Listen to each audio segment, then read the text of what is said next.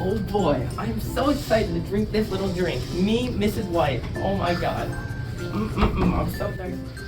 Before I drink that, let me go use the bathroom.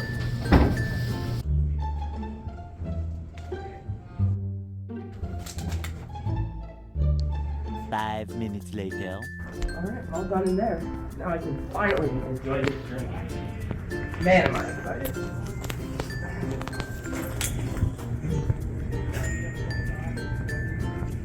It's a little different than I expected. Oh my god, a mole day no less.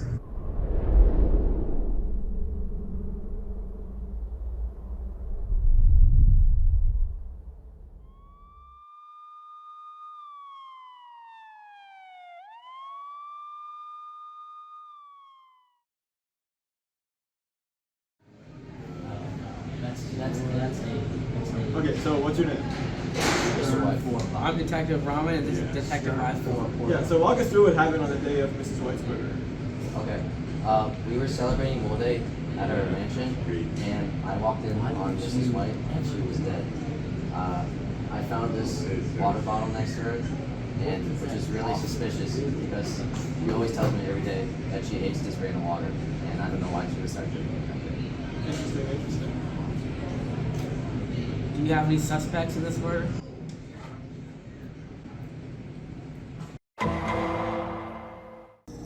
Mr. White later informed us on specific members of the party that were acting suspicious. We ran background checks on all of them, and this is what we found.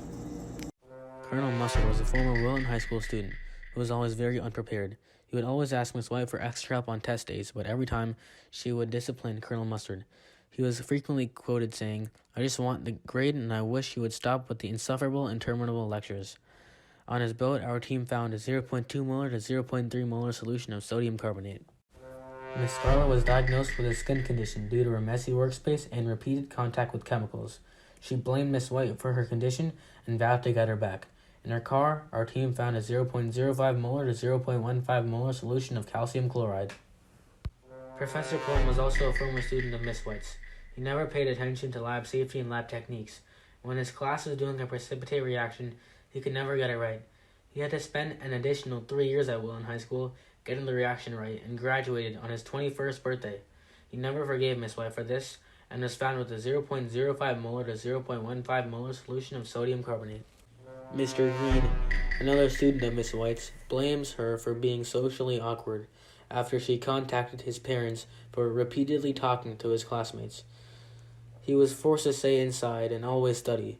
To this day, Mr. Green still holds a grudge against Miss White. Our team found him with a solution with a molar concentration greater than 0.2 molar of calcium chloride. Miss Peacock would never do her share during lab reports and would always ask for extensions for homework tests and quizzes. Because of this, nobody wanted to work with her. She blamed Miss White for this and was determined to get even with her. Our team found a solution of sodium carbonate with a molar concentration larger than 0.3 molar. In order to determine the unknown substance, we set up two different sections of solutions, one Na2CO3 and another CaCO2. Now, the unknown will be determined when a reaction occurs, forming an insoluble product indicated by a white color. When we put the unknown substance with Na2CO3, nothing happened, so it could not be CaCO2 being the unknown substance, because CaCO2 reacts with Na2CO3, forming a precipitate. But when we added the unknown substance to CaCO2, a reaction was formed. Hence, the unknown substance must be Na2CO3 because that's the only solution in this experiment that would form an insoluble product when mixed together with CaCO2. Okay, so I'm here with rookie Detective Raman. How do you feel about your first case on the job? It's going well so far. So far, we've eliminated Mr. Green and Miss Scarlett from the case and winded it down to 3 suspects. So, how do you feel about the 3 remaining suspects?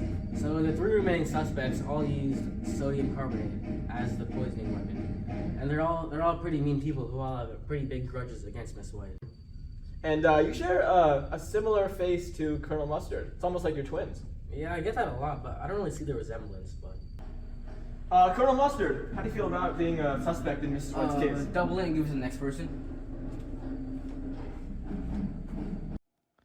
knowing Na2CO3 is an unknown substance, we can now write a chemical equation with Na2CO3 and CaCO2. So it would look like Na2CO3 plus CaCO2 produces 2 NaCl plus CaCO3. CaCO3 is the precipitate, so it's insoluble. Now, since it's insoluble, we can find the mass easily by simply filtering out the NaCl from the solution, and then recording CaCO3's mass, and then using mole ratio to find Na2CO3. For our first trial, we mixed 15 milliliters of CaCO2 with 10 milliliters of Na2CO3. After the reaction has occurred for some time, we determine the mass of the precipitate by filtering out all of the supernatant from the solution. So our mass of the precipitate with our filter paper was 1.82 grams, but we had to subtract it with the filter paper, which is 1.57 grams, leaving only 0.25 grams of CaCO3. Now, we have to convert 0.25 grams of CaCO3 to moles using molar mass. After, we get 0.0025 moles of CaCO3. Now, since the mole ratio is 1:1 from CaCO3 to Na2CO3, we also get 0.0025 moles of Na2CO3. Now, to determine the molar concentration, we divide moles of Na2CO3 by liters of Na2CO3. We have 10 milliliters of Na2CO3 divided by 1,000 gives us 0.01 liters of Na2CO3, resulting in a 0.25 molar concentration of Na2CO3. During trials 2 and trial 3, we completed the exact same procedure. So for trial 2 with 15 milliliters of Na2CO3 and 10 milliliters of CaCO2, we concluded that Na2CO3's molar concentration is 0.18. And for trial 3, with 10 milliliters of Na2CO3 and 6 milliliters of CaCO2, we concluded that the molar concentration for Na2CO3 is 0.25. After discovering a 0.25 molar concentration for trials 1 and 3 and a 0.18 molar concentration for trial 2 for Na2CO3, we determined that the murderer is Colonel Mustard, because sodium carbonate, or Na2CO3, was between 0.20 and 0.30 molar concentration. Are you Colonel Mustard? Yeah, I am. We have some questions about Miss White's murder. What's that over there? Get after him! Go, go, go!